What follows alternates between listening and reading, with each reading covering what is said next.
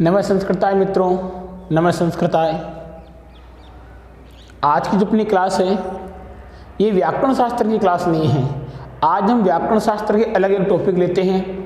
आज हम वो अध्याय ले रहे हैं संस्कृत का, आपकी कक्षा 10th क्लास का वो पार्ट ले रहे हैं जिसका 99.9 मतलब 99.9% चांस है कि ये जो पार्ट है जो आज हम पढ़ाने जा रहे हैं ये लगभग ये मान के चलिएगा बोर्ड के पेपर में छपा हुआ है।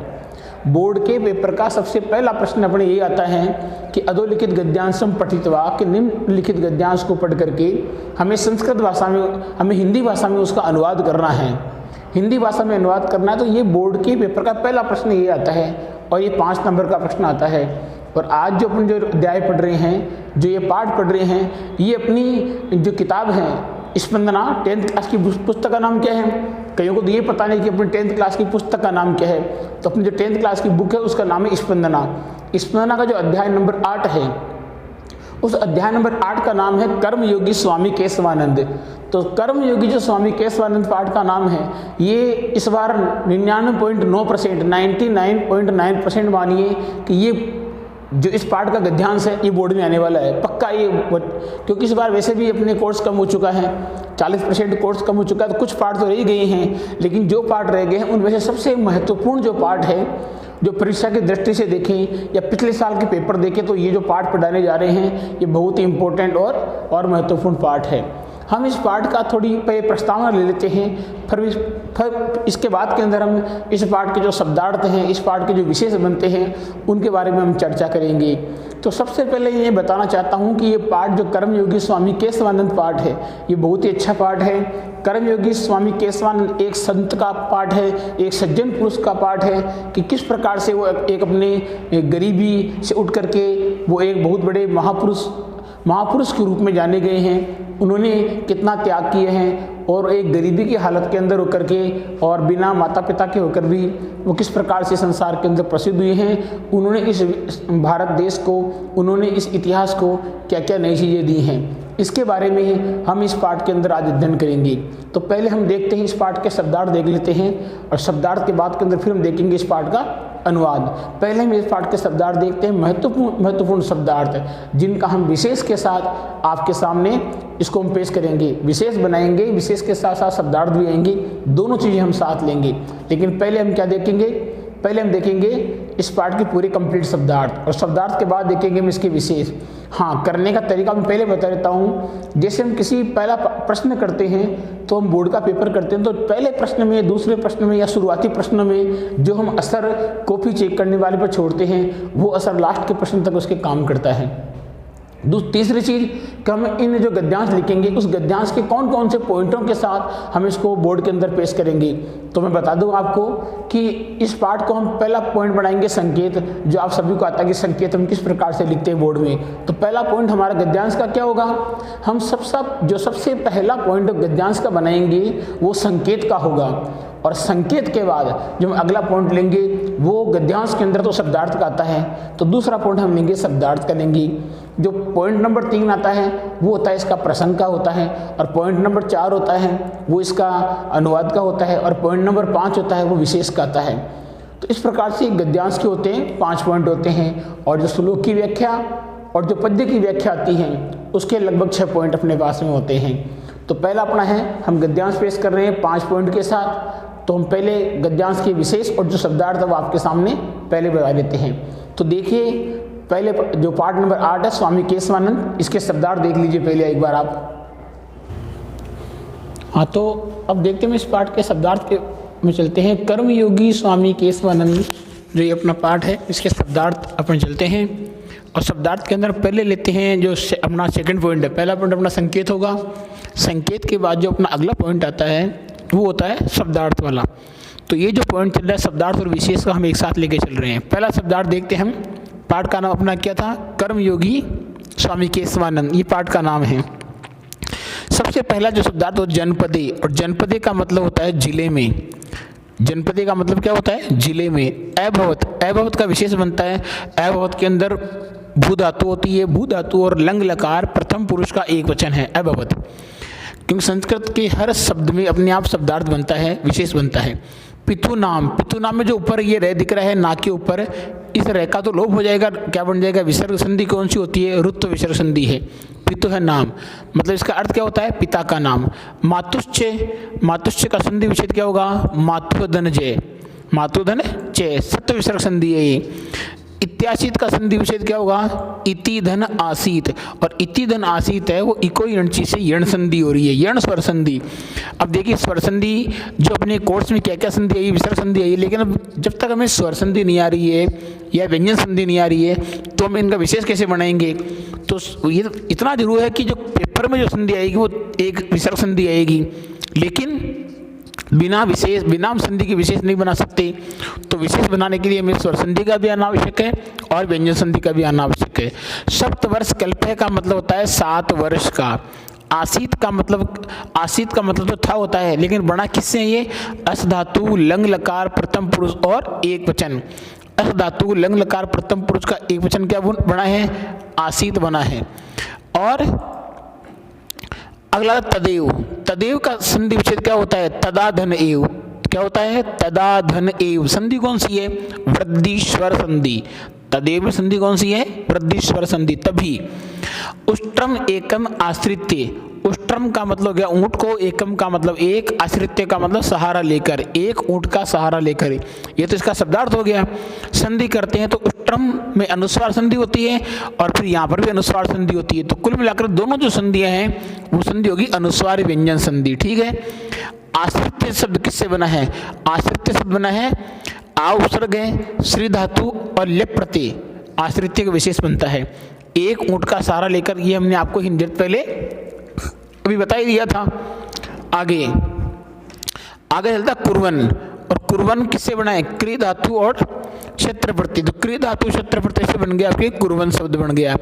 दिवंगत है, दिवंगत में क्या चीज है, दिवम धन गत है। तो दिवम गत में संधि कौन सी बनती है, अनुनासिक व्यंजन संधि बनती है। दिवम धन गत है, अनुनासिक व्यंजन संधि।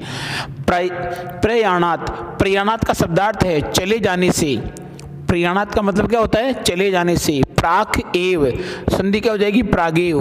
प्रागेव में संधि कौन सी है, जश्त्व व्यंजन संधि।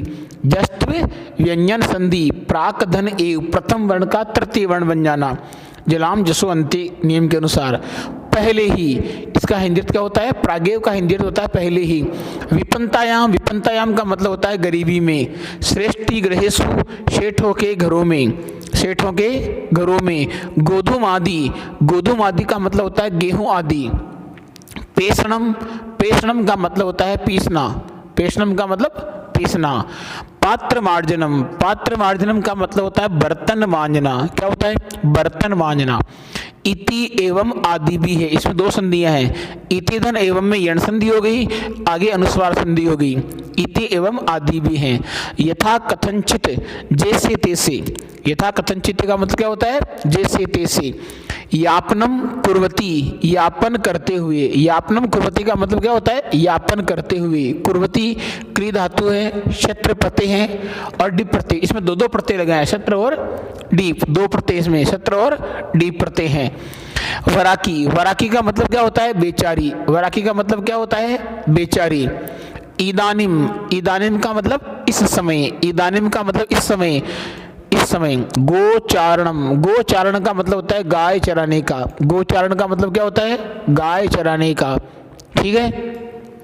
कार्यम आरब्ध का मतलब होता है कार्य आरंभ किया। वेधव्य कारणात् का मतलब होता है विधवापन के कारण से। इतो अपि में 2 संधि हो रही है। पहले संधि होगी इतो धन अपि में पूर्व रूप स्वर संधि हो गई, और इतः धन अपि अगर हम संधि करते हैं तो यहाँ पर उत्तर विसर्ग संधि होती है, इससे भी अधिक। इतो अपि का मतलब यहाँ भी होता है, इतो अपि का मतलब यहाँ भी होता है, इससे भी अधिक होता है। विपदा अभिभूता है, यहाँ दीर्घ संधि हो रही है, विपदाओं से ग्रस्त। विपदा धन अभिभूता है, विपदियों से ग्रस्त या विपदाओं से ग्रस्त। उच्चते का मतलब होता है कहा गया है। छिद्रेशु अनर्था है, यण स्वर संधि। छिद्रेशु अनर्था, छिद्रेशु का मतलब क्या होता है, दुखों में। अनर्था का मतलब होता है हानियां। और संधि कौन सी हो गई, यण स्वर संधि। संधि कौन सी है, यण स्वर संधि हो गई यहाँ पर, ठीक है। दुखों में हानियां। बहुली भवंती, बढ़ जाती है।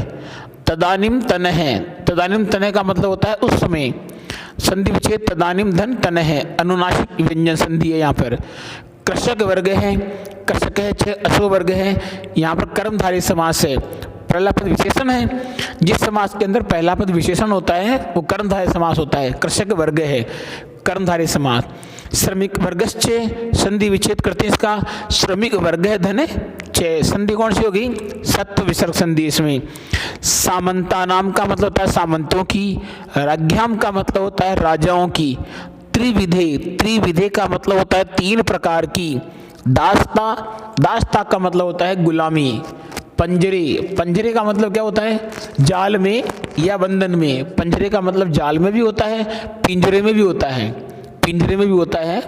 और गंडस से ऊपरी, गंडस से ऊपरी का मतलब होता है, संधि विच्छेद कौन सी होगी, गुण स्वर संधि, और इसका मतलब होता है फोड़े के ऊपर। और पीटक है, पीटक है बोलते हैं फुंसी, पीटक किसे बोलते हैं, पीटक बोलते हैं फुंसी। समव्रत है, समधन व्रत है, मतलब हो गया।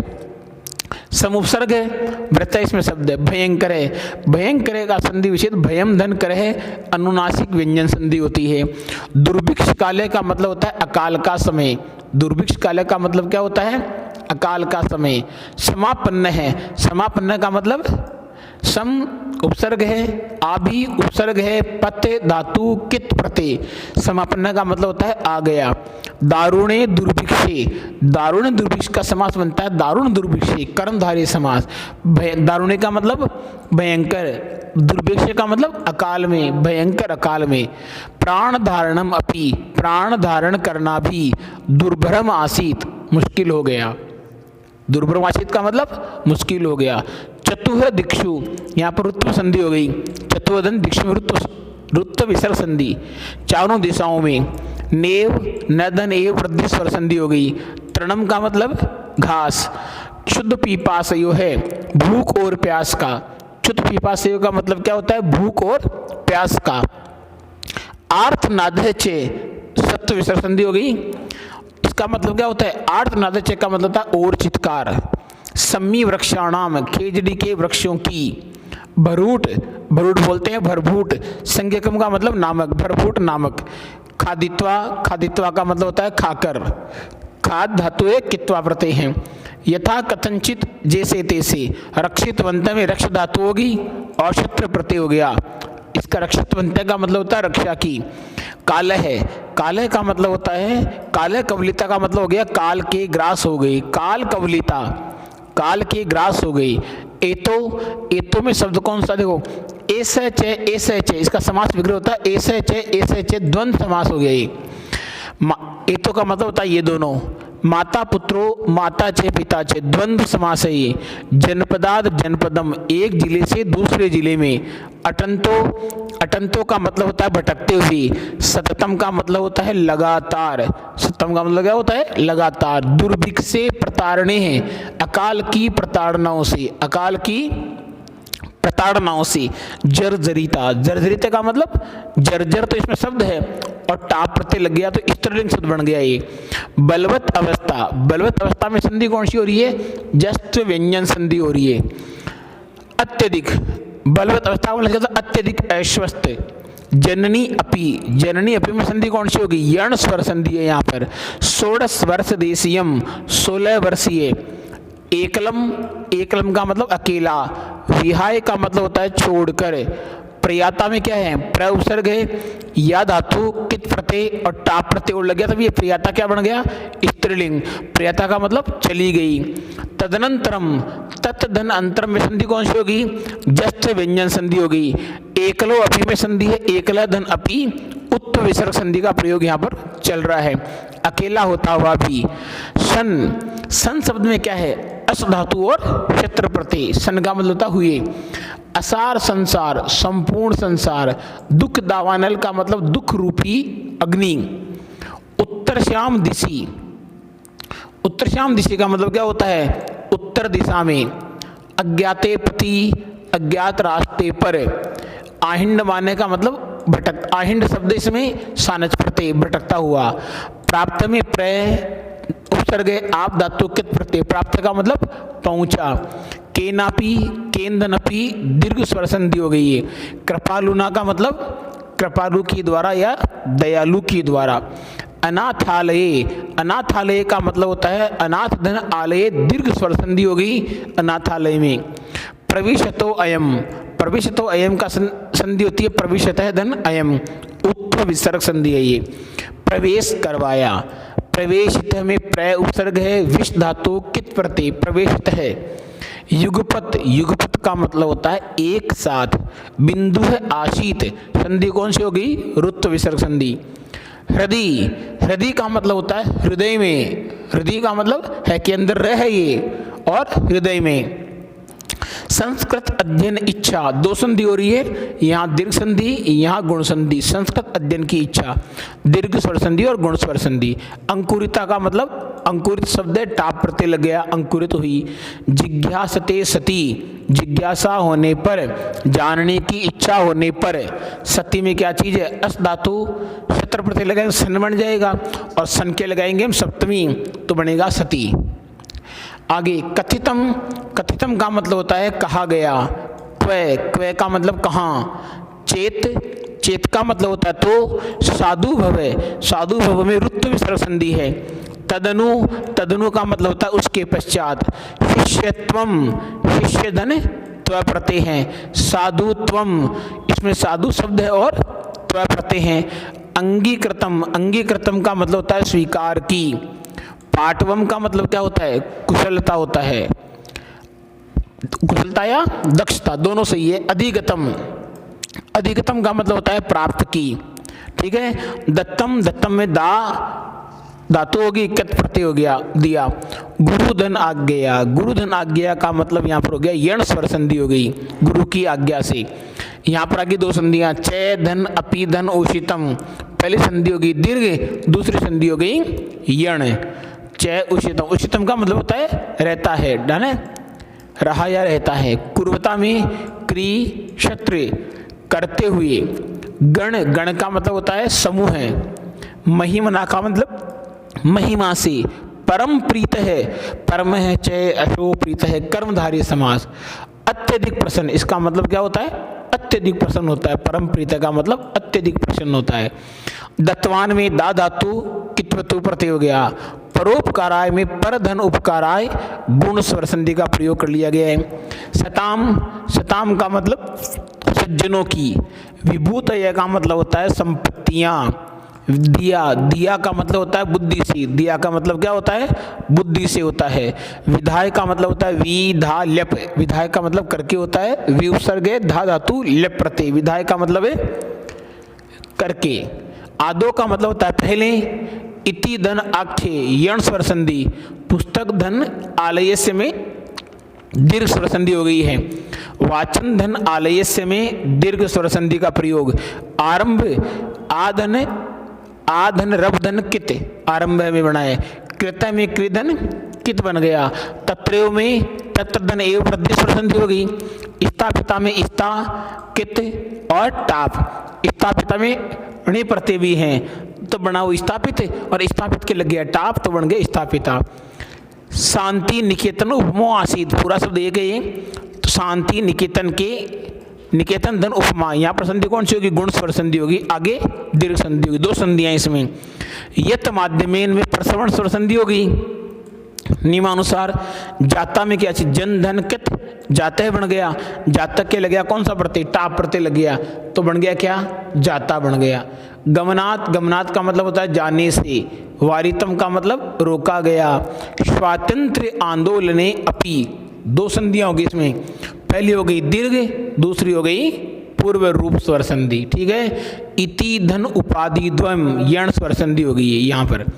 न धन एक वारम, संधि कौन सी वृद्धि स्वर संधि। कारागारे सुधन अपि, संधि कौन सी हो गई यण स्वर संधि। कृत में कृत भूरि श्रमेण, किए गए अत्यधिक प्रयास से। ग्राम धन उत्थान, ग्राम धन उत्थान में गुण स्वर संधि हो गई। उप पंचाशत धन चय, संधि कौन सी चुत्व व्यंजन संधि होगी इसमें। शिक्षा चित्रे, शिक्षाया चित्रे, इसमें समास है कौन सा तत्पुरुष, षष्ठी तत्पुरुष समास है इसमें। विरुदेन का मतलब उपाधि से। भूषित का मतलब सुशोभित किया। नारी धन उत्पीड़न यण स्वर संधि हो गई। योतुक प्रथा का मतलब होता है दहेज प्रथा, अवगुंठन घूंघट प्रथा, अस्पृश्यता छुआछूत इति धन आदि नाम में यण स्वर संधि का प्रयोग कर लिया गया है।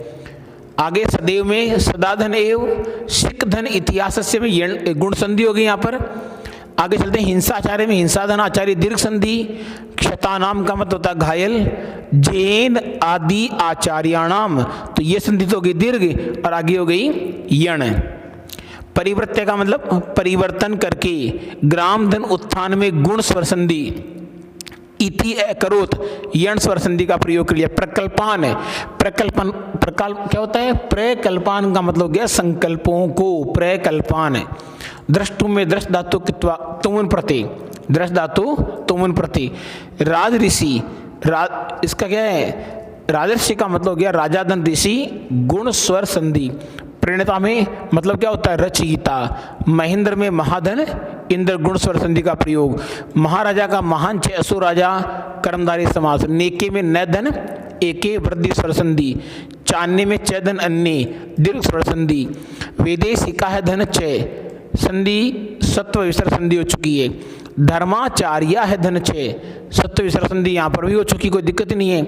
धर्माचार्य बल होगी। यथावसरम अवसरम तो यथाधन अवसरम यहाँ पर संधि दीर्घ होगी पहले, तो इसका समास भी बना सकते हैं अवसरम अनतिक्रम में, अविभाव समास होता है अवसरम अनतिक्रम में। आगे समास आ गया समय आते में सम आयाकित, ठीक है ना। आइए दलित उत्थान में गुण स्वर संधि हो रही है, दलित धन उत्थान है, ठीक है। आगे चलते हैं गुण स्वर संधि के बाद चलते हैं खलु। खलु का मतलब निश्चित रूप से मार्गम अनृत्य, मार्गम अनादृत्य का मतलब था मार्ग को छोड़कर या मार्ग को त्याग कर। ये हो गया तू धन अहम यण स्वर संधि। काम्य का मतलब कामना करता हूँ या चाहता हूँ। न पुनर्भवम, न पुनर्भवम का मतलब यहाँ पर संधि कौन सी दीर्घ स्वर संधि है, ध्यान रखना। और न मोक्ष की, पुनर्भवम का मतलब होता है मोक्ष की। दुख तप्ता नाम दुख से संतप्त, दुख से दुखी। अर्तिनाशम दुखों का नाश। पंथानम अनुसरण का मतलब मार्ग का अनुसरण करते हुए। चरण चर धातु क्षेत्र प्रति चलते हुए, इसका मतलब क्या होता है चलते हुए। संत है, संत का मतलब हो गया सज्जन पुरुष। कियंत है, कियंत का मतलब होता है कितने हैं। सज्जन लास्ट में लाइन आती है संति संत है कियंत है, सज्जन पुरुष है ही कितने। तो इस प्रकार ये जो शब्दार्थ थे ये अपने स्वामी केशवानंद पाठ के शब्दार्थ, पाठ मोस्ट है। अब शब्दार्थ के बाद में हम चलते हैं इसमें अनुवाद में। देखिए अनुवाद आपके सामने किस प्रकार है, आप अनुवाद के अंदर एक एक लाइन सुनते रहना किस प्रकार से हम इसका अनुवाद करते हैं, ठीक है। चलते हैं आगे। देखो आपने देखा है कि शब्दार्थ हमने आपको पूरे बता दिए, शब्दार्थों के साथ साथ हमने इसके विशेष भी आपके सामने प्रस्तुत कर दिए। अब विशेष के बाद में हम चलते हैं जो आज का पाठ का जो अपना नाम है, उस पाठ का नाम क्या है, स्वामी केशवानंद था। अब स्वामी केशवानंद के साथ साथ हम चलते हैं, पहले इसके पैराग्राफ पे चलते हैं कि स्वामी केशवानंद किस प्रकार से एक संत पुरुष थे और संत पुरुष होते हुए अपने किस प्रकार से इन्होंने अपने कार्यों के द्वारा अभावों में जीवन जीते हुए इन्होंने किस प्रकार से इतिहास में अपना नाम है, इतिहास के पन्नों में, और भारत में नहीं बल्कि भारत के बाहर भी कई देशों में इनका नाम है। हम चलते हैं पाठ का पहला पैराग्राफ जो प्रस्तावना के रूप में ऊपर आता है, उसके अंदर भी कई बार क्या प्रश्न बन जाता है। हम चलते हैं पहले प्रस्तावना की लाइन में। तो प्रस्तावना की लाइन क्या बनती है, देखो आप, राजस्थान से रत्न गर्भा इयम, राजस्थान की जो रत्न गर्भा किसे बोलते हैं, खान को बोलते हैं, रत्नों की जो खान होती है उसे बोलते हैं रत्न गर्भा। तो राजस्थान की जो ये खान है वसुंधरा मतलब भूमि। वीराणाम धीराणाम, धीराणाम का मतलब होता है धैर्यशालियों की, वीराणाम का मतलब होता है वीरों की, लोक देवता नाम का मतलब होता है लोक देवताओं की, योगी नाम का मतलब होता है योगियों की, तपस्वी नाम का मतलब तपस्वियों की, सती नाम का मतलब होता है सतियों की, संता नाम का मतलब होता है संतों की, खनी है अस्थि खान है, क्या है खान है। कौन खान है, राजस्थान से रत्नागर्भा इयम, यह राजस्थान की रत्नों वाली भूमि। तो उत्तर क्या हो गया, इस लाइन का अर्थ क्या हो गया कि राजस्थान की यह रत्नगर्भा भूमि धैर्यशालियों की, वीरों की, लोक देवताओं की, भक्तों की, योगियों की, तपस्वियों की, संतों की, सतियों की और संतों की खान है, ठीक है। अगली लाइन आगे चलता है इसके अंदर, कानी चानी, कानी तानी कानी का मतलब कौन से, तानी का मतलब वे, कानी तानी रत्नानी, वे रत्न कौन से हैं, इति केनापि, ऐसा अगर किसी के द्वारा भी जिज्ञासते जाना जाता है, ऐसा अगर किसी के द्वारा भी जाना जाता है, चेत तो हुई सी उनकी तेसाम संख्या उतनी इतनी अत्यधिक संख्या है कि यत की सर्वेसाम नाम ग्रहणम अपि, सभी का नाम ग्रहण करना भी या सभी का नाम लेना भी न सुक्रम, आसान नहीं है। न का मतलब नहीं है और सुक्रम का मतलब होता है आसान, सरल नहीं है। मतलब राजस्थान में वीरों की, धैर्यशालियों की, संतों की, सतियों की इतना अधिक नाम, इतने अधिक नाम कि उनका नाम शायद नहीं ले सकते, इतने यहाँ पर वीर पैदा हुए हैं। तो कानी तानी रत्नानी, वे रत्न कौन से हैं, इति केनापि जिज्ञासते, ऐसा अगर किसी के द्वारा जाना जाता है तो चेत, चेत का मतलब होता है तो, भूयसी, भूयसी का मतलब इतनी अत्यधिक, तेसाम संख्या उनकी संख्या है, यत की सर्वेसाम नाम ग्रहणम अपि, सभी का नाम लेना भी न सुक्रम, आसान नहीं है। अस्याम एव भूमो, इसी भूमि पर, अस्याम एव भूमो, इसी भूमि पर, न अति चिरम मतलब शीघ्र ही, बिना विलंब के, जातस्य जन्म लेने वाले, नर रत्न से, नर रूपी रत्न, स्वामी ने केशवानंद से, स्वामी केशवानंद का प्रेरकम प्रेरणा देने वाला, जीवन व्रतम जीवन का जो वृतांत है, संक्षेपेण संक्षिप्त रूप से प्रस्तुयते यहाँ प्रस्तुत किया जा रहा है। ठीक है, अब आते हैं हम पाठ के अंदर। इस पाठ के अंदर हम पढ़ेंगे स्वामी केशवानंद का जो जीवन वृत्तांत, उसको संक्षिप्त रूप से, बाकी तो इसका जो वृत्तांत बहुत बड़ा है, लेकिन हम संक्षिप्त रूप से इस पाठ के माध्यम से आज हम जान लेते हैं, क्योंकि ये पाठ बहुत ही महत्वपूर्ण पाठ है। बोर्ड के पेपर का जो संस्कृत का पेपर आएगा 10th क्लास के अंदर, उसका पहला प्रश्न ही इसी गद्यांश में से आने वाला है।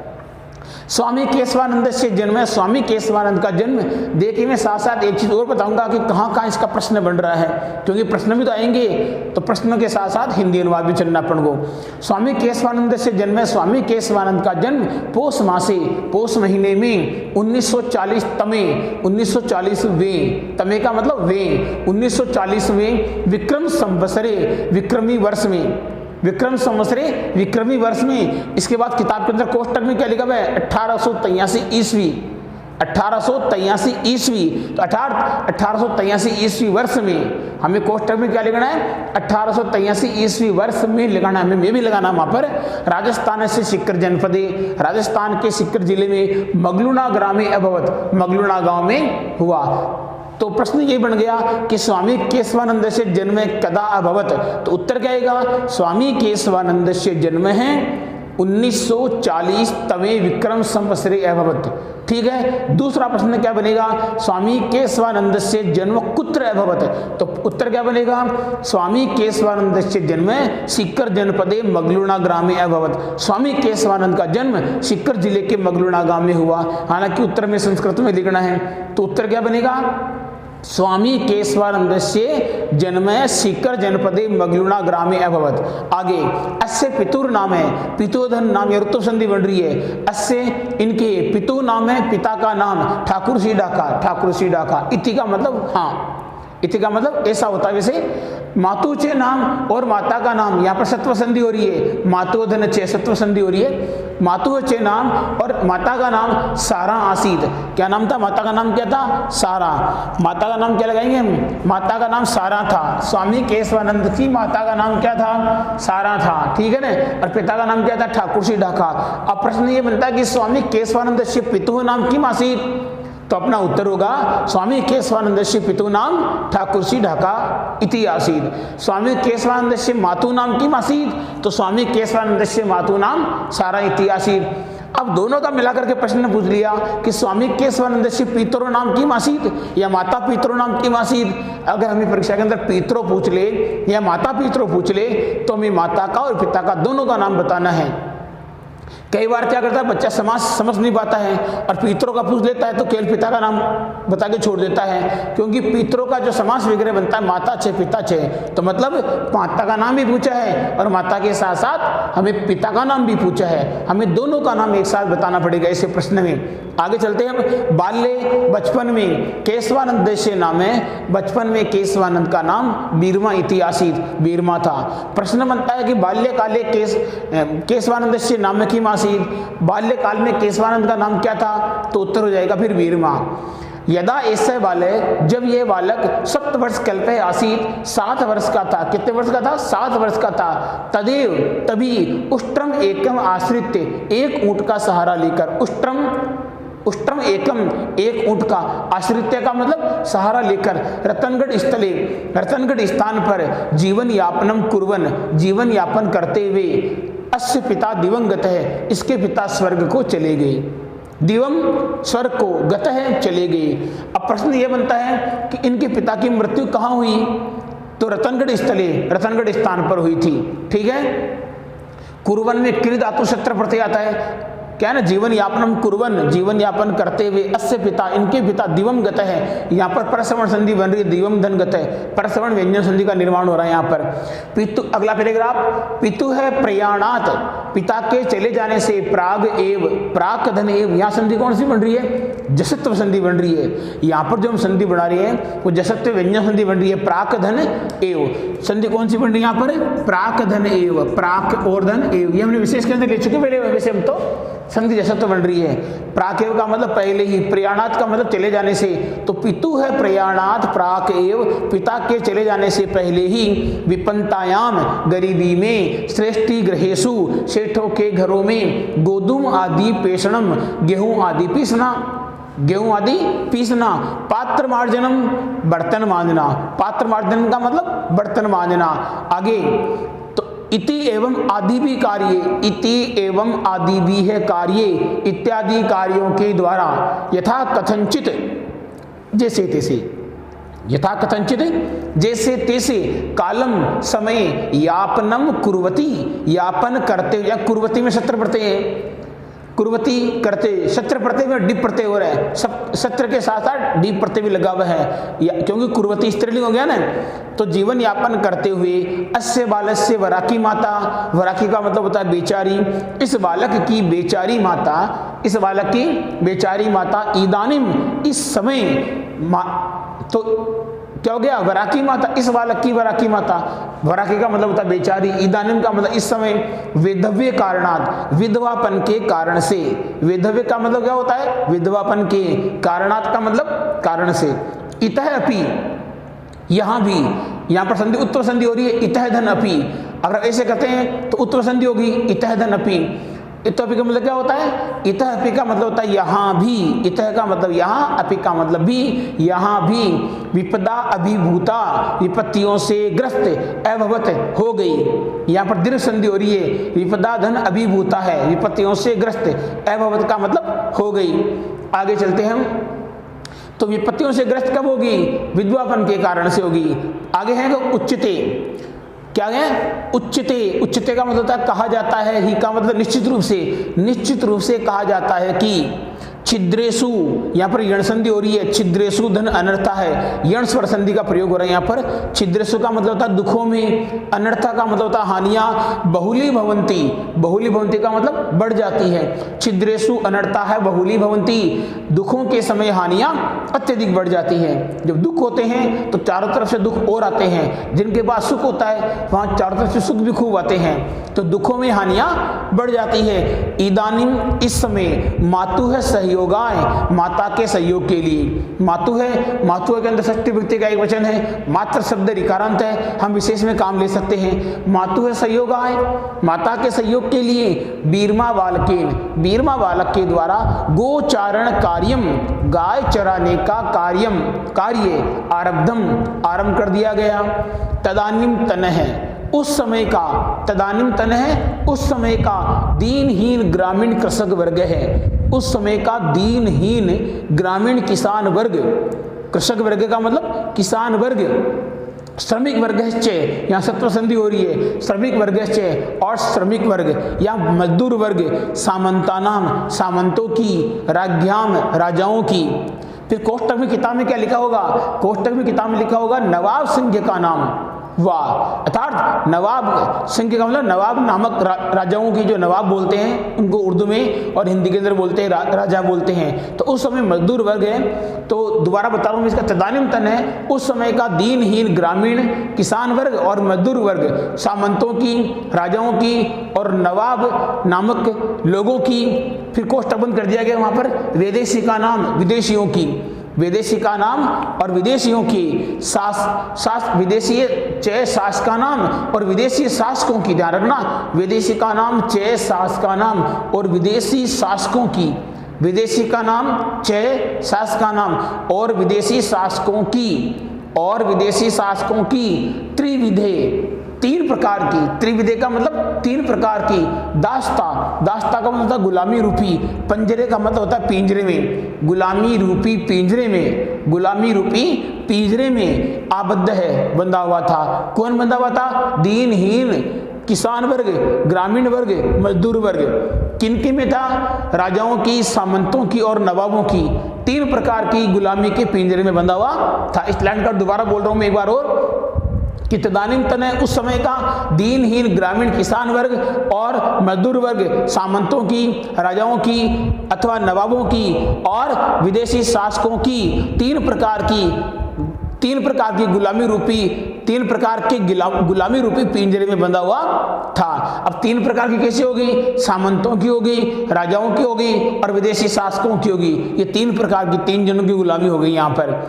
आगे हम चलते हैं। रोरव नरक प्राय, रोरव बहुत ही खतरनाक नरक होता है, उसके अंदर कई कष्ट झेलने पड़ते हैं हमें, उस नरक का नाम होता है रोरव नरक। ठीक है, तो रोरव नरक प्रायम ही तेसाम जीवनम आसीत, रोरव नरक के समान उनका जीवन हो गया, जिसके अंदर कठिनाइयां चारों तरफ से आती है, केवल कठिनाई होती है, जहां सुखों का आसपास में कोई बोलबाला नहीं होता है, उस नरक का नाम होता है रोरव। तो रोरव नरक प्रायम ही, रोरव नरक के समान तेसाम जीवनम आसीत, उनका जीवन हो गया। किनका जीवन?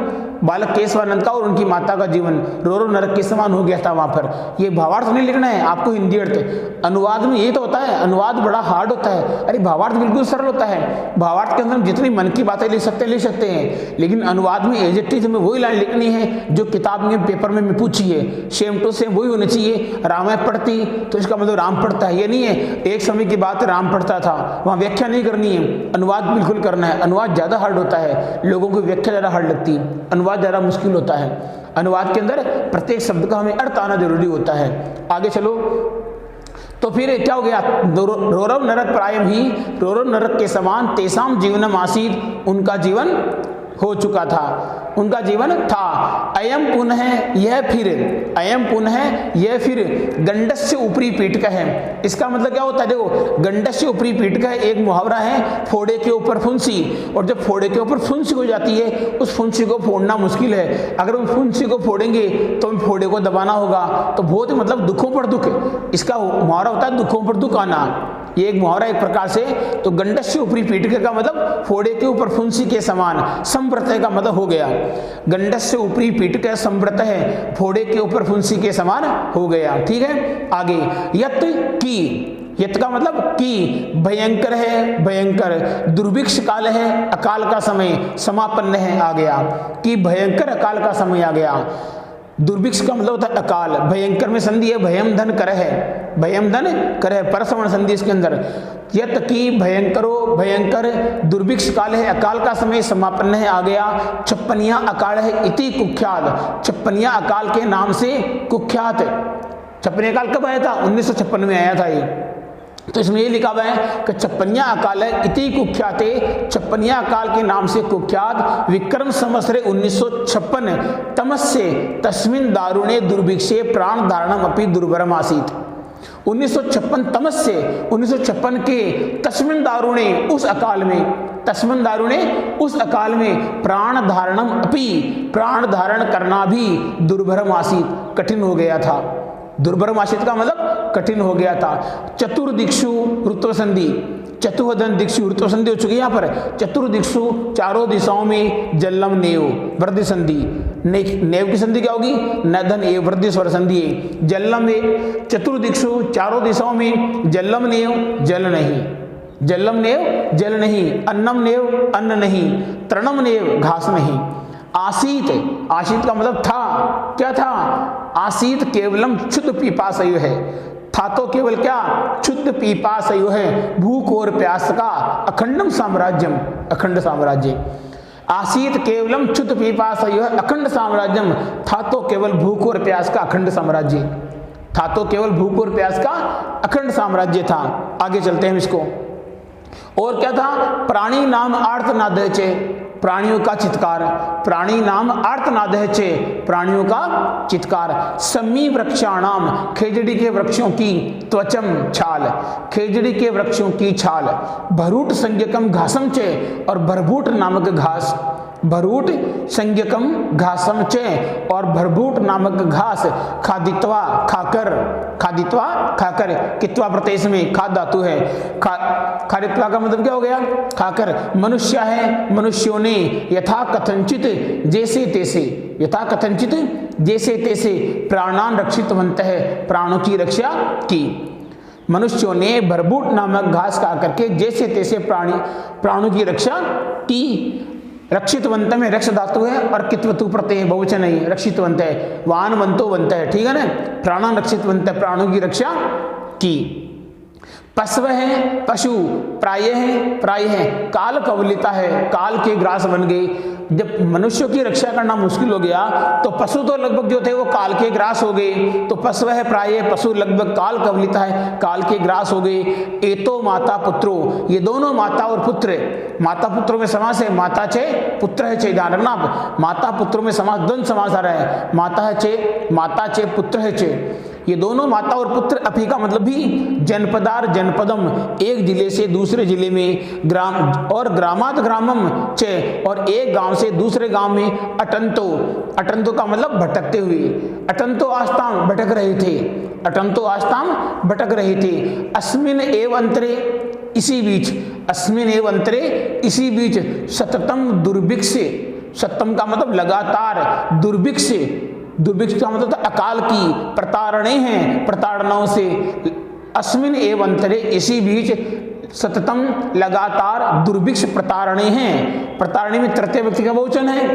प्रताड़ने का मतलब प्रताड़नाओं के द्वारा, जर्जरिता, जर्जर, जीर्ण शीर्ण, बलवत अवस्था, कमजोर अवस्था वाली। बीरमा जननी अपी, बीरमा की माता भी, यहाँ पर जननी अपी में यण संधि हो रही है, यण स्वर संधि। बीरमा की माता भी 16 वर्ष देशीय इमम किशोरम, 16 वर्षीय इस किशोर को एकलम, अकेला, विहाय, छोड़कर, एकलम विहाय, अकेला छोड़कर, दिवम प्रियाता, स्वर्ग को चली गई।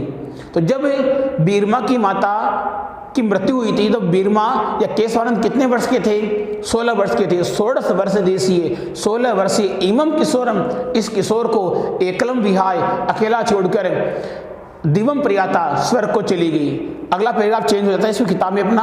अगला पैराग्राफ क्या आ रहा है? अगला पैराग्राफ किताब में आता है कि तदनंतरम, उसी के बाद, एकलह अपि सन, अकेला होता हुआ भी। यहाँ पर सन में अस धातु क्षेत्र पड़ते हैं। एकलह, तदनंतरम का मतलब उसके बाद, एकलो अपि सन, अकेला होता हुआ भी। कौन? बीरमा।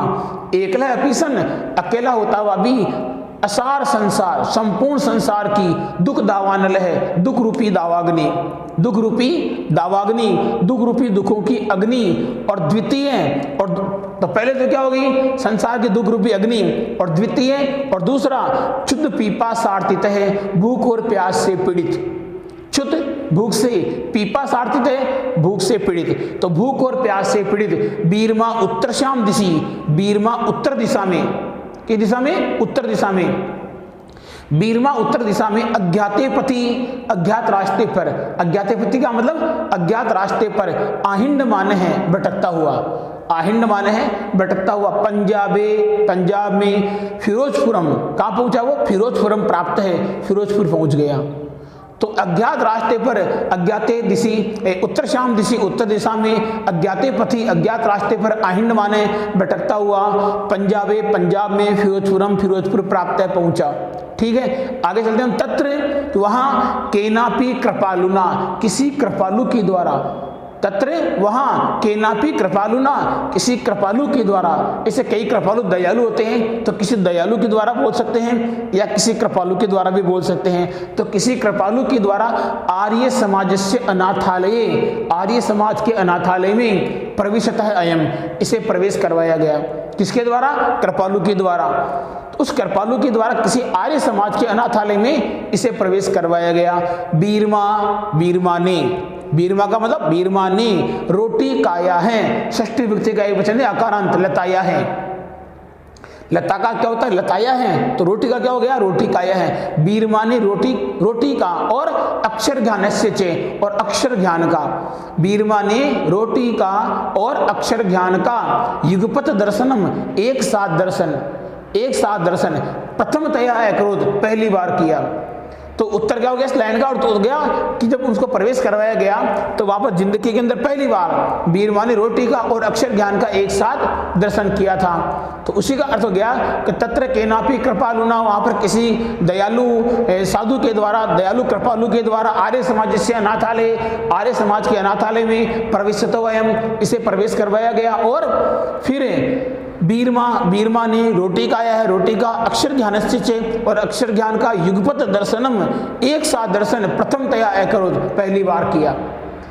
अयम एव, यही एकस्य पशु चारकस्य, यही एक पशु चराने वाले की महापुरुषत्वम प्रति, महापुरुषत्वम प्रति, महापुरुषत्व की ओर, किसकी ओर? महापुरुषत्व की ओर यात्रा या है प्रस्थानम बिंदु आसीद, यात्रा का प्रस्थान बिंदु था। यहीं से बीरमा की जो लाइफ है वो चेंज होने वाली है। यहीं से बीरमा, बीरमा था, अब बीरमा इस लाइन के आगे चलेगा, ये महापुरुषत्व की तरफ आगे की ओर, पहली यहीं पर बीरमा, बीरमा आगे जाकर के केशवानंद के नाम से प्रसिद्ध होते हैं। तो देखो क्या, किस प्रकार से उनके जीवन के अंदर मोड़ आता है। कभी जिनकी माँ अभाव में मर गई, जब पिता उनके पता नहीं कब क्या चले गए, कहाँ लोगों के घरों के अंदर बर्तन मांजना, और किस प्रकार से उनके कर्म थे, किस प्रकार उनमें साहस था। वास्तव में ये कहानी है एक नए युग के जो विद्यार्थी हैं, नए युग के जो अभाव से ग्रस्त बच्चे हैं, उनके लिए एक ये चुनौती है, उनके लिए सीख है कि किस प्रकार से उन्हें बीरमा के जीवन से एक अच्छी सीख लेनी चाहिए कि अभाव में ग्रस्त होने के बाद भी उन्होंने किस प्रकार से इतिहास में अपना नाम किया है। तो यहाँ पर क्या हो गया? अयम एव, यही एकस्य पशु चारकस्य, एक पशु चराने वाले की महापुरुषत्व प्रति, महापुरुषत्व की ओर यात्रा यह है, यात्रा का प्रस्थान बिंदु है आसीद, या ऋतु संधि हो रही है, प्रस्थान बिंदु था। अत्र यहाँ तस्य हृदय, उनके हृदय में संस्कृतम अध्ययन इच्छा अंकुरिता, संस्कृत के अध्ययन की इच्छा अंकुरित हुई। मैं संस्कृत पढ़ा रहा हूँ इसलिए नहीं कह रहा हूँ कि संस्कृत की अध्ययन की इच्छा हुई। इतिहासों में देख सकते हैं कि वास्तव में उनके जो हृदय में, तस्य हृदय, उनके हृदय में संस्कृत अध्ययन इच्छा अंकुरिता, संस्कृत के अध्ययन की इच्छा प्रकट हुई। जिज्ञासते सती, जिज्ञासते सती, जिज्ञासा होने पर, जानने की इच्छा होने पर, कथितम कहा गया, क्या कहा गया? तव संस्कृत, तव जाटस्य, तुम जाट को संस्कृत क्या सुलभम, संस्कृत कहाँ आसान है। देखो लोग कई तरह के होते हैं, जो लोग आगे बढ़ते हैं लोग टांग उन्हीं की खींचते हैं, जो लोग पहले से खड्डे के अंदर पड़े हैं उनकी टांग कोई नहीं खींच सकता, लेकिन ऊपर चढ़ रहे हैं उनके ऊपर चढ़ते की टांग तो सब खींचेंगे, उनकी बुराई भी करेंगे, उनकी क्या भी करेंगे। तो जो इनकी परवाह की भी आगे चलता है वास्तव में सफल होता है। अब देखिए आप, इनमें इतने बड़े आदमी थे लेकिन फिर भी उनको जब अच्छे दिन आने थे तो इन्होंने अपने हृदय में संस्कृत अध्ययन की इच्छा प्रकट की, और लोगों के द्वारा कई प्रकार के ताने मारे गए। लोगों का काम ये होता ताना मारना, ताने न सुने, ताने न सुने। अगर ताने सुनोगे तो फिर आगे कहीं नहीं जा पाएंगे। ताने देने वाले देंगे, जब सफलता मिलेंगी, जब ताने दे रहे हैं वो सब चुपचाप हो जाएंगे। तो जिज्ञासा से थी, जानने की इच्छा होने पर कथितम कहा गया, यत् की जाटस्य तव, तुम जाट को संस्कृत क्या सुलभ है, संस्कृत कहाँ आसान है। संस्कृतम इच्छसी, अगर संस्कृत चाहते हो, चेत तो साधुर भवे है, रुत्व संधि हो रही है यहाँ पर, रुत्व संधि साधुवदन भवे है, साधु भवे, यहाँ पर संधि कौन सी हो रही है? रुत्व संधि है। साधुवदन भवे, साधु बनो, क्या बनो? साधु बनो। ये कोई जरूरी नहीं है कि संस्कृत सीखने वाला साधु होता है, या संस्कृत सीखना केवल पंडित बनता है, या संस्कृत सीखना केवल 7 फेरे कराता है। अरे वेदों में देखिए कि संस्कृत क्या चीज़ थी, गुरुकुल में क्या होते थे। गुरुकुल में कभी ये दूसरी भाषाएं नहीं पढ़ाई जाती थी, केवल एक ही भाषा थी उस समय हमारी वैदिक संस्कृत में, हमारी वैदिक साहित्य में। और संस्कृत तो हर भाषाओं की मूल भाषा है, इसे जगत जननी भाषा भी कहा गया है। तो उसके अंदर कई ज़्यादा बखान करना गलत है, लेकिन फिर बता रहा हूँ कि ये क्या चीज़ है, ये हर कोई नहीं समझ सकता है, ये हर कोई नहीं समझ सकता संस्कृत है क्या चीज़ है। अब कईयों को पता नहीं है, वही बात है कि बंदर को आप मोतियों की माला दे सकते हो तो माला को तो तोड़ेगा, उसको पता नहीं है कि इस मोतियों की माला की कीमत क्या है, वो पता नहीं उनको, तो उनको पता नहीं संस्कृत चीज अंदर चीज क्या है। उस मोतियों की माला के अंदर भगवान श्री राम भी बैठे होंगे, संस्कृत के अंदर पता नहीं कौन है। जब इसका नाम ही देव भाषा है, देववाणी है, तो अपने आप ही भगवान की तो हो चुकी है। तो संस्कृत का सानिध्य मतलब भगवान का सानिध्य, निश्चित है, ये पक्का ही। तो बढ़ता क्या बढ़ता है, कितना दिमाग बढ़ता है, ये तो साइंटिस्ट बता सकते हैं। तो इसमें लिखा कि किसने कहा, लोगों ने कहा कि संस्कृत में इच्छसी, संस्कृत चाहते हो चेत तो साधुर्भव, साधु बनो। तदनु उसके बाद 1961 तमे विक्रमाब्दे, 1961 विक्रम शताब्दी में, और कोष्टक में वहां क्या लिखा हुआ है 1904 ईस्वी शताब्दी में। किताब में देखना आप, किताब में कोष्टक में लिखा हुआ है 1904 ईस्वी। तो 1904 ईस्वी शताब्दी में फाजिल्का नगरे, कौन से नगरे, फाजिल्का, फाजिल्का नगरे, फाजिल्का नगर में संस्कृतम अध्येतुम, संस्कृत अध्ययन करने के लिए उदासी संप्रदाय से, उदासी संप्रदाय के स्वामी कुशलदास से, स्वामी कुशलदास की शिष्यत्वम, शिष्यता, साधुत्वम च और साधुता, तो शिष्यता और साधुता अंगीकृतम, स्वीकार कर ली। तो स्वामी केशवानंद के गुरु का नाम क्या था, कुशलदास, स्वामी कुशलदास। कहाँ थे, फाजिल्का नगरी। तो फाजिल प्रश्न बन रहे हैं, फाजिल्का नगर में उन्होंने उदासी संप्रदाय के स्वामी कुशलदास की शिष्यता और उनकी साधुता स्वीकार की। तत्र वहाँ गुरुमुखी लिप्याम, गुरुमुख लिपि, गुरु ग्रंथ साहिब इत्तिश्य पढ़ने, और गुरु ग्रंथ साहिब को पढ़ने में पाठवम, पाठवम का मतलब क्या होता है, कुशलता, दक्षता, अधिकतम का मतलब प्राप्त कर ली। तो कहाँ पर है, फाजिल्का नगर में। तो तत्र वहाँ गुरुमुख लिप्याम, गुरुमुख लिपि में गुरु ग्रंथ साहिब से पढ़ने और गुरु ग्रंथ साहिब को पढ़ने में, तो वहाँ गुरुमुख लिपि में उन्होंने गुरु ग्रंथ साहिब को पढ़ने में पाठवम अधिगतम, कुशलता को प्राप्त कर लिया। आगामी ने वर्षे, आने वाले वर्ष में प्रयाग में, कभी आगामी ने वर्षे, आगामी वर्ष में, प्रयागे का मतलब प्रयाग में, कुंभ मेलायाम, कुंभ मेले में एकेन महात्मना, एक महात्मा के द्वारा स्वामी केशवानंद इति नाम दत्तम, स्वामी केशवानंद ऐसा नाम दिया गया। कहाँ दिया गया, प्रयागे, प्रयागे कुंभ मेलायाम, प्रयाग में कुंभ मेले में किसके द्वारा दिया गया, एकेन महात्मना, उस महात्मा का नाम नहीं है, एकेन महात्मना, एक महात्मा के द्वारा, एक महात्मा के द्वारा स्वामी केशवानंद इति नाम दत्तम, स्वामी केशवानंद ऐसा नाम दिया गया। गुरु आज्ञया, यण स्वरसन दिया गया यहाँ पर, गुरु धन आज्ञया, गुरु आज्ञया, गुरु की आज्ञा से संस्कृत अध्ययनाय, संस्कृत अध्ययन करने के लिए हरिद्वारे अमृतसरे च अपि उषितम, हरिद्वार में और अमृतसर में, चय अपि दीर्घ संधि, अपि के बाद उषितम यण संधि, इसमें दो संधियां हो रही है, चय धन अपि धन उषितम, चय का मतलब और, अपि का मतलब भी, उषितम का मतलब रहे।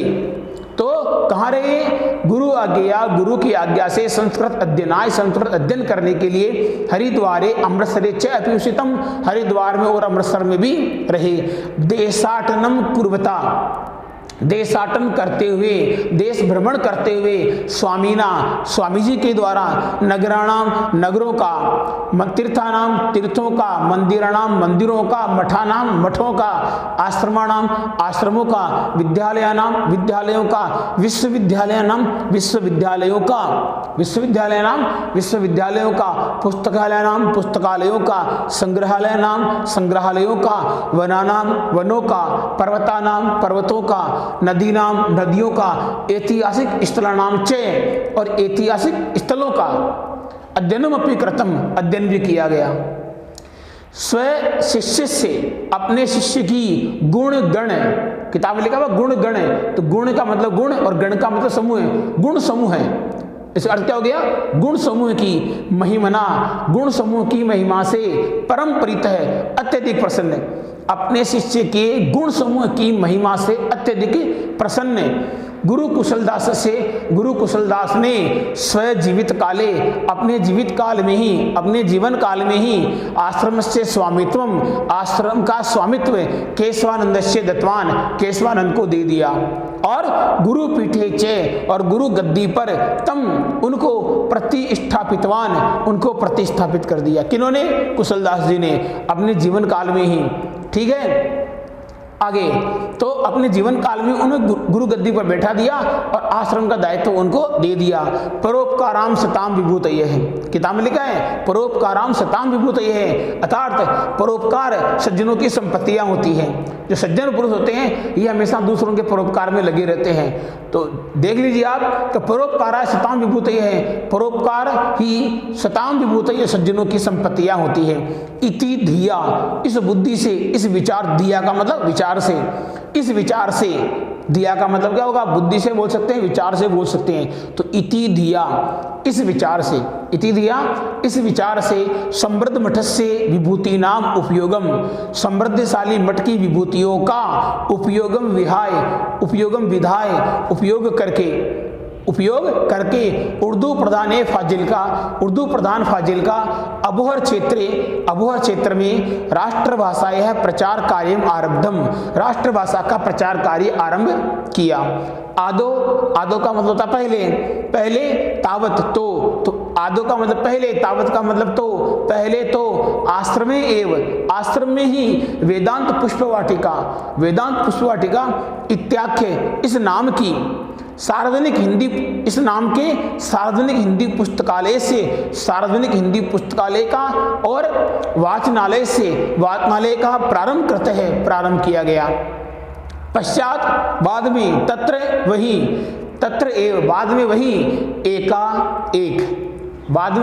एकाएक संस्कृत पाठशाला भी स्थापित की गई। अबोहर नगर में नागरी प्रचारणी सभा प्रारंभ की गई। अबोहर नगर में नागरी प्रचारणी सभा आरंभ की गई। जनता के सहयोग से साहित्य सदन अबोहर इत्याख्य अबोहर नामक संस्था भी आरंभ की गई। या का मतलब जो, ही का मतलब निश्चित रूप से रविंद्रनाथ ठाकुर के शांति निकेतन उपमा आशित, शांति निकेतन के समान थी। शांति निकेतन उपमा आशित का मतलब शांति निकेतन के समान थी। यन्न माध्यमेन, यहाँ परसवर्ण संधि हो रही है, यत् माध्यमेन, जिसके माध्यम से, यन्न माध्यमेन, जिसके माध्यम से ग्रामीण क्षेत्रों में 25 विद्यालयानाम पंचविंशति है, 25 विद्यालयों का, चल पुस्तकालयों का और सत्य साहित्य से अच्छे साहित्यों के प्रकाशन के लिए दीपक प्रेस की स्थापना हुई। कौन सी प्रेस की स्थापना हुई?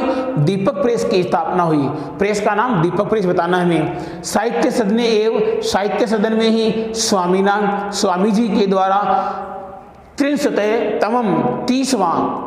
का मतलब 30वां, तमम का मतलब वहां लग गया, तो 30वां अखिल भारतीय हिंदी साहित्य सम्मेलन भी आयोजित हुआ। हिंदी सेवा के लिए स्वामी जी को साहित्य वाचस्पति तथा चे और राष्ट्रभाषा गौरवम इति उपाधि द्वयम, ये 2 उपाधियां प्रदान की गई। इन उपाधियों के नाम संस्कृत में आएंगे। कौन कौन सी उपाधि थी? हिंदी वाचस्पति है और साहित्य गौरवम इति, ऐसी उपाधि द्वयम 2 उपाधियां प्रदान की गई। केशवानंद से हिंदी प्रचार कार्याणाम, केशवानंद के हिंदी प्रचार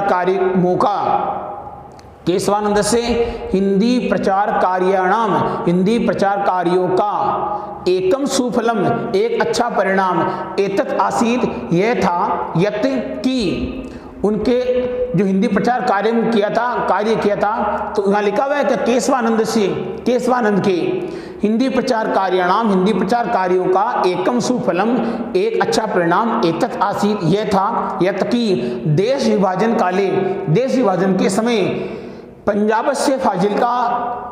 पंजाबस्य फाजिल्का नगरम, पंजाब का जो फाजिल्का क्षेत्र था, पाकिस्तान गमनात वारितम, पाकिस्तान में जाने से रोक लिया गया, क्योंकि उस समय पाकिस्तान में वो प्रदेश कर दिए गए थे जो उर्दू बोलते थे, लेकिन हिंदी भाषा प्रचार के कारण उस देश को पाकिस्तान में जाने से रोक लिया गया। स्वातंत्र आंदोलन में भी सक्रिय स्वामी केशवानंद नेकवारम का मतलब अनेक बार, वर्षाणी अनेक वर्षों तक, यावत का मतलब तक, अनेक वर्षों तक, कहाँ कारागारेषु अपि निबद्ध है, कारागार था जेलों में भी रहे, उनको जेल में भी रहना पड़ा था। कारागारेषु धन अपि, यहाँ पर यंसंधि हो रही है। शिक्षा प्रसार के लिए कृत भूरि श्रमेण, अत्यधिक प्रयास से स्वामी जी के द्वारा किए गए, तो शिक्षा प्रसार के लिए स्वामी जी के द्वारा किए गए अत्यधिक परिश्रम से ग्रामोत्थान विद्यापीठ संगरिया इत्यस्य संस्थापना कृता, अर्थात इस संस्था की स्थापना की गई। किसकी? ग्रामोत्थान विद्यापीठ संगरिया में एक संस्था की स्थापना की गई। ग्राम्य क्षेत्रेषु, ग्रामीण क्षेत्रों में, तेन उनके द्वारा उपत्रिंशत लगभग 300 शिक्षाशाला है, शिक्षाशालाओं की उपपंचाशत लगभग 50 छात्रावास हैं, छात्रावास स्थापित किए गए। तो ग्रामीण क्षेत्रों में तेन उनके द्वारा उपत्रिंशत लगभग 300 शिक्षाशालाएं, उपपंचाशत छात्रावास है, लगभग 50 छात्रावास स्थापित किए गए।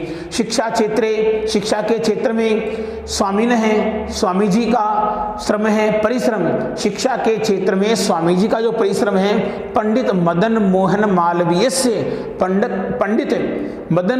मालवीय के पुरुषार्थ को स्मारयति, याद दिलाता है। योग्यम एवं योग्यता से परिपूर्ण स्वामी वर्य है, स्वामी जी शिक्षा संत है इति विरुदेन, शिक्षा संत की उपाधि से विभूषित है, सुशोभित किए गए। समाज सुधारक है केशवानंद मरु प्रदेश में उस समय कई बुराइयां थी, तो मरु प्रदेश में व्याप्त मृत्यु भोजन, बाल विवाह, नारी उत्पीड़न, यहाँ पर यणसंधि हो रही है। यौतुक प्रथा है, दहेज प्रथा, यौतुक का मतलब दहेज, अवगुंठन प्रथा है, घूंघट प्रथा, अस्पृश्यता, छुआछूत, मद्य सेवन, शराब का सेवन इति आदि नाम कुप्रथानाम, इत्यादि कुप्रथाओं के निवारण के लिए सदैव हमेशा सचेष्ट आसीत, हमेशा तैयार थे वो। फिर स्वामी जी का जीवन सर्व पंथ सद्भाव से, सभी धर्मों के प्रति सद्भाव का, स्वामी जी का जीवन सभी धर्मों के प्रति सद्भाव का निदर्शनम अस्ति, उदाहरण है। निदर्शनम का मतलब उदाहरण, अस्ति का मतलब है। आगे फिर अयम ही, यही जाट जातो जाते हैं, ये जाट जाति में उत्पन्न हुए, परम लेकिन सिख गुरु नानक देवस्य पुत्रेण, सिख गुरु नानक देव के पुत्र श्री चंदेन, पुत्र श्री चंद के द्वारा परिवर्तित मतलब चलाए गए उदासी संप्रदाय में दीक्षित हुए, कुशल हुए। गुरु ग्रंथ से उत्तम पाठी बहुत, गुरु ग्रंथ के उत्तम पाठी हुए अथवा उत्तम पढ़ने वाले हुए। 11 वर्षों की साधना से 700 पृष्ठात्मक सिख इतिहास से लेखनम कारितवान, 700 पृष्ठों वाले सिख इतिहास का लेखन कारितवान करवाया। किन्होंने? स्वामी केशवानंद ने। विभाजन काल के समय हिंसा के आचरण में क्षतानाम, घायल मुस्लिम बंधु नाम, मुस्लिम भाइयों की चिकित्सा भी कारिता कराई गई। सिख विष्णोई और नामधारी 10 नामी आर्य समाजी जैन आदि आचार्यों के सम्मानने का मतलब सम्मान में कार्यक्रम आयोजित किए गए। जाट विद्यालय संगरिया है इत्यस्य नाम परिवर्त्य, जाट विद्यालय का नाम परिवर्तन करके ग्रामोत्थान विद्यापीठ अकरोत, ग्रामोत्थान विद्यापीठ किया। स्वामी केशवानंद से प्रकल्पान, स्वामी केशवानंद के संकल्पों को दृष्टुम देखने के लिए, स्वामी केशवानंद से प्रकल्पान दृष्टुम, स्वामी केशवानंद के संकल्पों को देखने के लिए कौन, सर छोटू राम है, के.एम. पणिकर है, राजऋषि पुरुषोत्तम दास है टंडन, बुधान प्रणेता विनोबा भावे, पंडित जवाहरलाल नेहरू, श्रीमती इंदिरा गांधी, बाबू जगजीवन राम, श्री लाल बहादुर शास्त्री और राजा महेंद्र प्रताप सिंह, राजा शार्दुल सिंह, राजा करणी सिंह, मोहनलाल सुखाड़िया, बरकतुल्ला खां, डॉक्टर वासुदेव शरण अग्रवाल और नेकेच और अनेकों भारतीय विदेशिका है, भारतीय और विदेशी विद्वान से है, विद्वान भी और शिक्षाविद भी, राजनीति विद्या है, राजनीति को जानने वाले भी, धर्माचार्य है और धर्म के आचार्य भी, यथा अवसरम समय समय पर संगरिया विद्यापीठे समागता, संगरिया विद्यापीठे समायाता, संगरिया विद्यापीठ में आइए।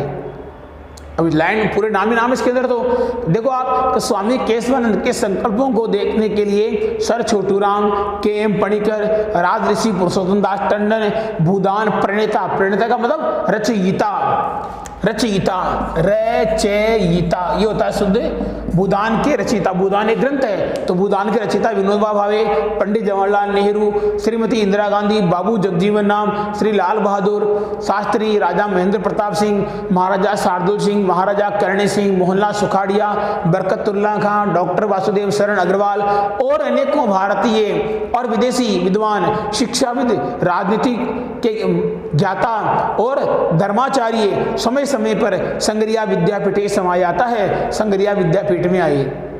आगे शिक्षायाम, शिक्षा में, महिला कल्याणी, महिला कल्याण में, दलितों उत्थाने चे और दलितों के उत्थान में लग्न है, लगे वे स्वामी जी द्विवारम, 2 बार 1952 से 1964 2 बार संसद सदस्य है, अवर्तत संसद के सदस्य चुने गए, राजनीति में भी आए थे। सत्यम विलक्षणो अयम आशीष संन्यास है, सत्यम का मतलब सत्य है, विलक्षण है, आश्चर्यजनक है, अयम सन्यासी, ये सन्यासी सत्य और आश्चर्यजनक है। सत्य है कि यह सन्यासी कैसा है, आश्चर्यजनक है। खलु निश्चित रूप से आत्मकल्याण से मुक्ति व आत्मकल्याण का अथवा मुक्ति का मार्गम अनुसृत्य, मार्ग को छोड़कर, सत्य और किसका, आत्मकल्याण का और मुक्ति का मार्ग को छोड़कर इन्होंने क्या अपनाया है। ये श्लोक आ गया किताब में कि न तू अहम, जन संधि हो रही है, मैंने विशेष करके बता दिया आपको। न तू अहम काम ये, न तो मैं यह कामना करता हूँ किसकी, राज्य की, न तो मैं किसी राज्य की कामना करता हूँ, न स्वर्गम न अपूर्वम, न किसी स्वर्ग की कामना करता हूँ, न अपूर्व मोक्ष की।